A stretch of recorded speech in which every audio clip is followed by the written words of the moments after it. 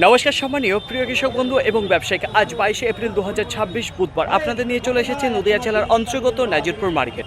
আপনাদের বিনোদনের জন্য জানিয়ে দেবো আজকে মার্কেটে পেঁয়াজের আমদানি দেখা যাচ্ছে 270 থেকে 300 বস্তা মতো রয়েছে। আচ্ছা, পেঁয়াজের কোয়ালিটির যদি কথা বলি তাহলে খুব একটা ভালো কোয়ালিটি দেখা যাচ্ছে না, মার্কেটে একটু ডাউন যে কোয়ালিটি সেটা কিন্তু দেখা যাচ্ছে।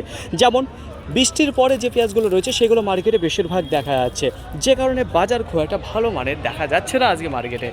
আজকে অধিকাংশ পেঁয়াজ যেটা দেখা যাচ্ছে বৃষ্টির পরে, যে কারণে বাজার নিচে দাঁড়িয়ে রয়েছে। কিছু 2 টাকা পার কিলো, কুইন্টাল প্রতি 200 টাকা, কিছু 300 টাকা কুইন্টাল প্রতি, কিছু 400 টাকা রয়েছে, কিছু 500 টাকা রয়েছে, কিছু 600 টাকা রয়েছে। কিছু ভালো পেঁয়াজ যেগুলো রয়েছে চারার পেঁয়াজে, যেটা বৃষ্টির আগে ভালো মানে কালার কিছু রয়েছে, সেগুলো পরিমাণে কম আসছে মার্কেটে, 7 টাকা মতো দেখা দিচ্ছে।